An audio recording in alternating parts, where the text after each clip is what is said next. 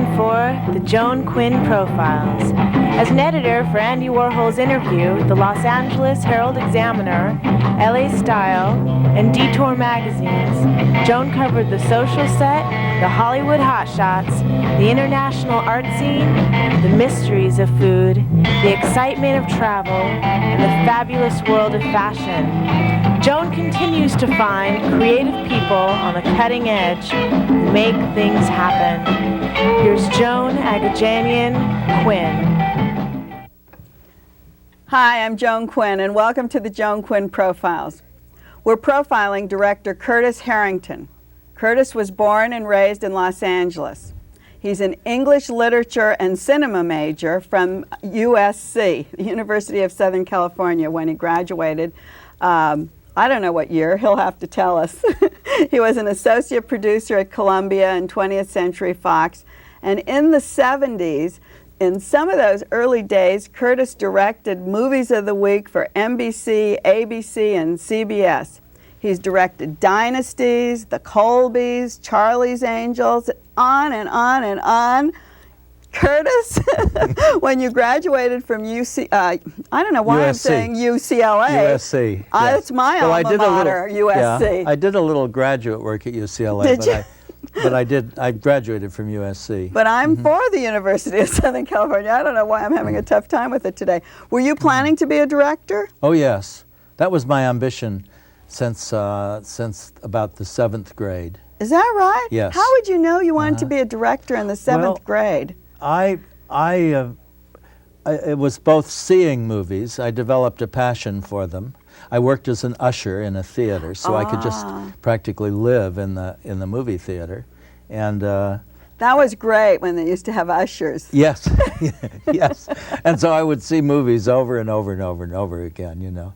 And but the thing that really convinced me that I wanted to be a film director at such an early age was I discovered a certain history of the cinema called The Film Till Now by Paul Rotha, and I was the way he wrote about films made me very aware of their potential, both, you know, in a creative way. What you could do with them. Did you ever think of acting when you were watching these films over? No, I did a little acting in high school, but that was never a goal of mine at all. What about writing?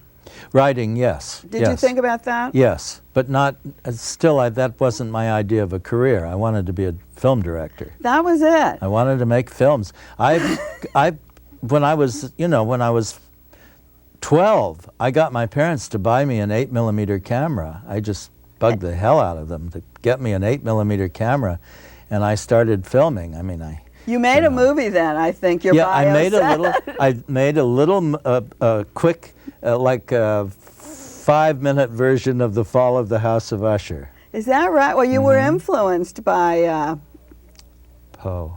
By Poe. Yes. By Poe. Edgar Allan Poe was my favorite writer when I was a teenager, and so my first film was a version of The Fall of the House of Usher. Did you sell tickets to see it, or did you just show it to your friends? No. Just showed it to friends, yes. Was it a hard road to get into a studio then as a director? Well, I had no family connections with the business at all, so it was very daunting at the beginning, and the way I got my start was that when I graduated from college, I went to Europe for 2 years, and I became very close to the heads of the Cinémathèque Française in Paris. Oh. Because I went, you know, practically every day to see old movies. And then you just started meeting people? No, there's a very specific thing that happened. Mary Mearson, who was second in command there, and we became very close to her, she said the first film that came to us from America was the picture of Dorian Gray after the war, and we were very impressed with it, and they got to know the director of that picture. And so I sort of knew that we would have a rapport. So when I came back from there, I told a little lie. I called him, and I said, Mary Mearson told me to call you. And the next thing I knew, I was sitting in a big office at MGM, and I told him about my career ambitions, and he said, well, I'll try to help you, kid. Wasn't that great? And that's how it all started. That is so great. I mean, it's like... A little chutzpah. Is that what it was? Yeah. Really? Well, she didn't tell me to call him, but I just, you know, I knew that she was many miles away in Paris, and he couldn't call her and say, did you tell this kid to call me? And it worked. But that's the way I think you have to do. Well, that's the way it seems like so many of these stories did start. And you started working from then on? Yes, that's how I got my job as first an assistant producer at Columbia with Jerry Wald, and then I became his associate producer and worked, you know, I worked at Fox. So you went in the producing aspect of film, and then worked your way into directing? Yes. I wrote an original screenplay called Night Tide, and I raised the financing, and I directed my first film. And who was that in that film? Dennis Hopper. That's amazing, isn't it? What year was that? Was that in the 70s? No, that was in 1963. Oh, it was early 60s. Yeah, early Well, how 60s. did you find Dennis? Well, I had made some very short films. You know, I told you I got my my parents bought me a camera. Then I graduated to 16 millimeter. And before I ever started this work, I had made about 3 or 4 little avant-garde short films. And Dennis saw those films, and he loved them. And then when I was ready to do this, I went to him with my script, and he said, I'd love to work with you, Curtis. And so there was he agreed to do it. There was nothing nervous about working with a young actor. I mean, you were pretty convinced of what you were doing, and Dennis was convinced of your... Well, I was, but I'll be very candid. The main problem with my first movie is that I hadn't, you see, I'd come to the business from the production end and making films, but I didn't know how to work with actors yet. That was my weakness, you see. But how did you overcome that? Just by one film after another? No. When I finished that film, I knew what was wrong, and I went to acting class. Not to act, but to learn what makes actors tick. That's a very interesting approach to it. Rather than continuing your work and making personalities work, you went to see how the teacher teaches them. And it helped me immeasurably. Yeah, ever since then I understand actors. I didn't understand them at that point.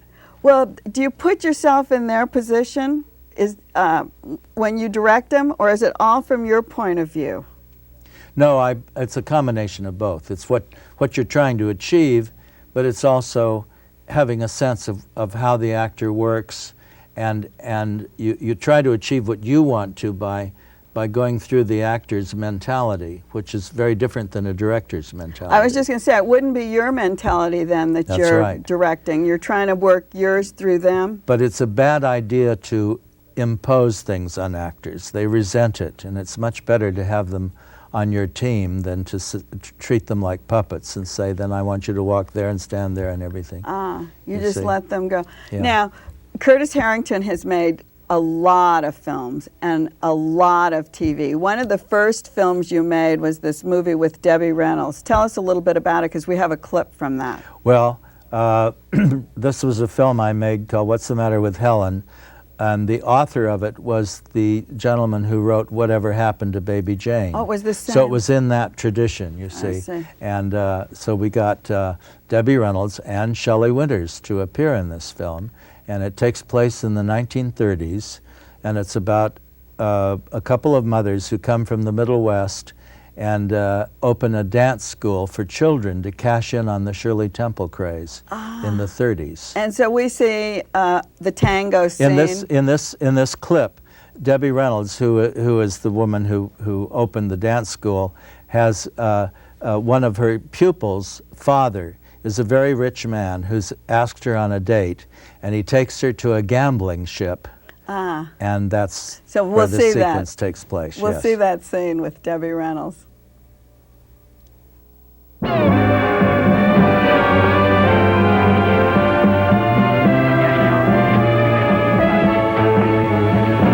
if I ask the lady to dance? Oh, I think that's up to the lady. You want to, Dell? Go on, get out there. You know you're just aching to.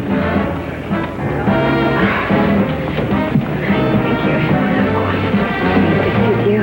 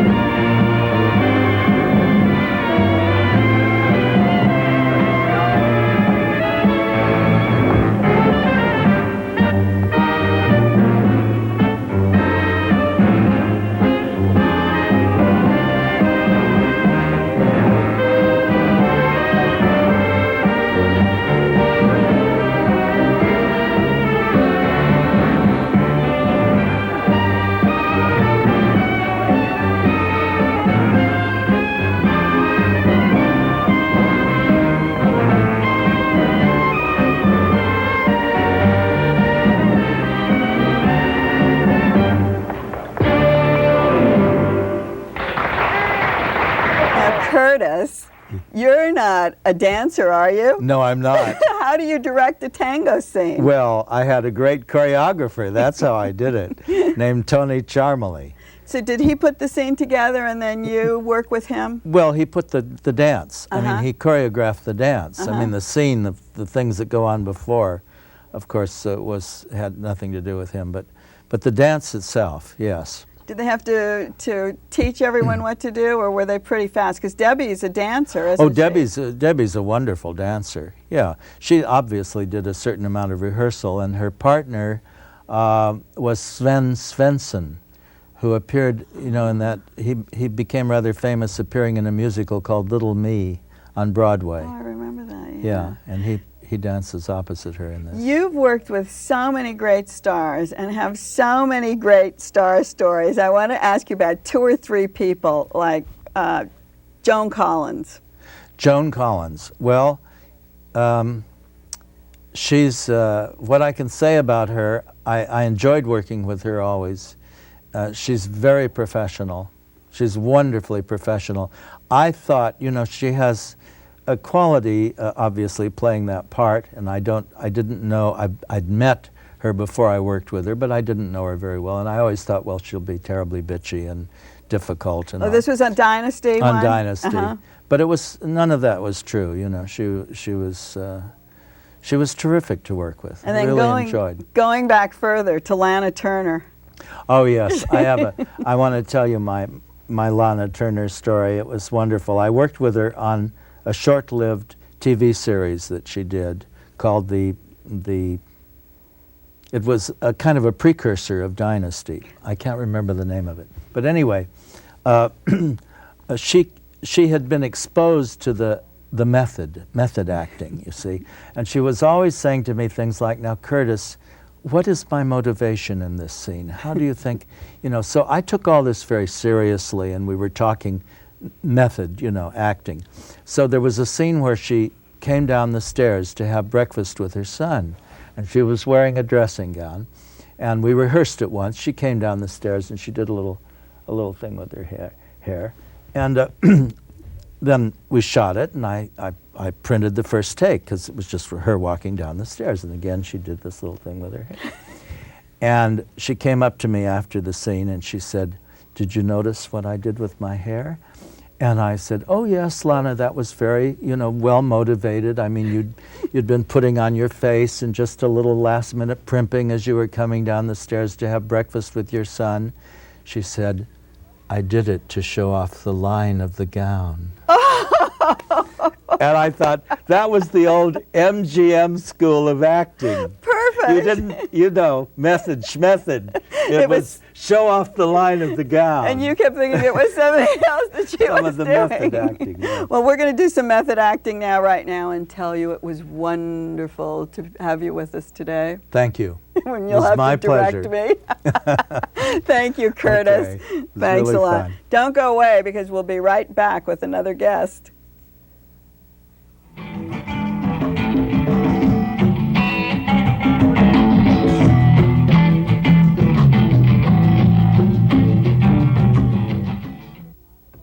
Hi, I'm Joan Quinn, and we're back with the Honorable Lavity Stout.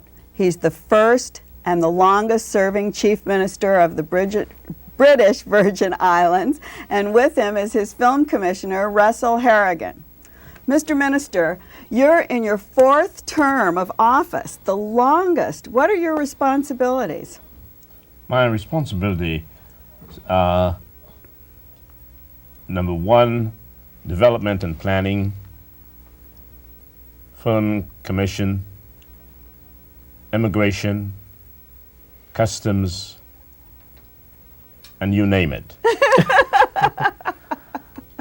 Did you always aspire to a political career? I have always aspired. From a boy, I was always involved in the church with Sunday school and village work and what have you. So the people, I guess, saw something within me that I did not saw, which was leadership. And when I thought about running for a seat in the legislature, they said, "Boy, we want you to go And this came about in 1957. And I was elected on that occasion and ever since. Is that right? You run every 4 years. Every 4 years? Every 4 years. Where did you go to school? In the Virgin Islands. You were born there as well? I was born in the Virgin Islands, grew up there, and schooled there. But I have traveled extensively just about everywhere. Not every place in the world, but there are very few places that I have not.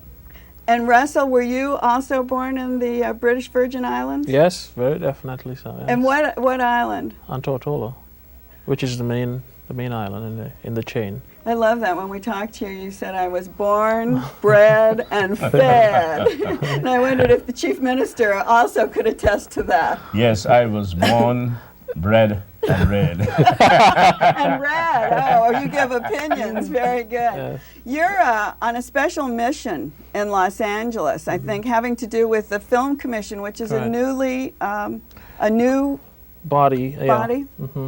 As of 1992, the Film Commission was established. At that point in time, it was at the Minister's office. He has subsequently, I think appropriately so, sent it to the Tourist Board and asked that I serve as commissioner. And we're here in that regard to promote the British Virgin Islands not only as a tourism destination, but as a film location. So the natural place would be to come to Hollywood. By all Are you means. meeting with studio heads? Yes. And, We've had quite a few meetings this morning. I'm sure the Chief Minister would want to elaborate on how they are going. tell us who you're meeting and why people should come to the British Virgin Islands. Well, I think that the BVI is a special place. We always talk about it as nature's little secret. You can talk a lot about the British Virgin Islands, but you've got to see the British Virgin Islands and what it has to offer. And we have been encouraging a lot of people, if they want to know what we're talking about, they must come. I see. Yeah. But if they're making a film, it obviously has to be a film that has water and Sure. islands. And I don't know how many of those type of films are being made. Well, we think increasingly there are quite a few. As a matter of fact, one of our objectives here is to pursue a couple of options actively. We've had a couple of scouts down, and they like what they've seen, and we're hoping to actively further those discussions while we're here. You've made films there before, is that Yes, right? Yes, we have. Yeah. What tell us so we know. We, the first film that was made there was Virgin Islands. That was many years ago. And more recent one was The Old Man and the Sea. By It was an NBC. this was NBC. Oh, I TV, see. yeah. So you can do television filming. Do you go to England or Australia and try to get their film groups to come over? No, we haven't as yet, but one of the things we have done recently is to, we've entered into an incentive agreement with a company at home who has a strategic alliance with Matthews Equipment here in Los Angeles, which provides us for the first time an opportunity to have on hand the equipment necessary, which has moved us to a new level. And it's the reason that we are in this proactive mode to get out and to really market the destination in that regard. I'm sure with regards to the UK, I'm sure the Chief Minister will at a later point be doing that. Russell, when you talk about having the equipment, does that mean that film crews don't have to come with equipment, that you can provide it? Is Precisely, yes. In the past, we've had several inquiries, but a number of them not having the equipment on island proved to be problematic. Obviously, as you can imagine, it's costly to have to bring that in. Yes. We've determined that if we are going to progress and to move ahead in this industry, we needed to have that equipment on hand, and we've been able to resolve that particular concern. How many islands make up the BVI? Just about 36 islands. 36? Yes. I have a little map here, and a little map. Are there? Well, you can see it's a number of islands dotted all around. Tortola being the main island. Is that the house where the legislature, the government is? Correct. Yes, in that's. Tortola? And then you have Anegada, which is up north of Virgin Gorda, and then Jos van Dyke. They are the 4 main islands in the group. And then you've got Peter Island, Norman Island, a number of smaller Very small ones, Thatch Island. exclusive, yeah. many of them are. Many islands. And one of the lovely thing about these islands, they all have a lovely white sandy beach. I see. Oh, here, I have the cover of this, which is, Yes. I have the sandy beach for you right Yes, there. that is one of our longest beaches, about 500 yards of white sand.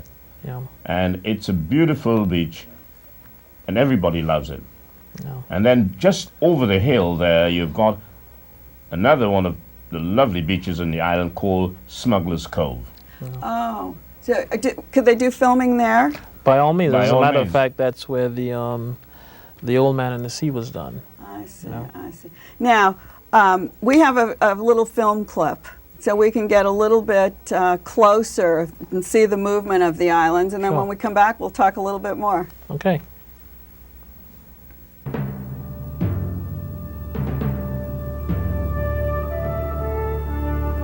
During the long march of centuries, from fiery volcanic origin to today's tranquil appearance, the British Virgin Islands have had many visitors.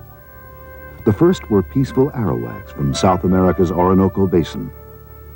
Then came Caribs, who settled so widely, the entire basin bears their name. Columbus finally brought this remote region to the world's attention. Pioneers were followed by Dutch, French, and Spanish explorers, marauding pirates, plantation owners, Quakers, other settlers, and finally, the British. Each society left its mark, and each, from conservative Quaker to expansionist conquistador, also left behind something far more important. Each community, regardless of origin or goals, found these islands extraordinarily picturesque, soothing and nourishing to the spirit. Their remarkable legacy was to leave virtually no footprint of civilization to mar the beauty of land, sea, and sky.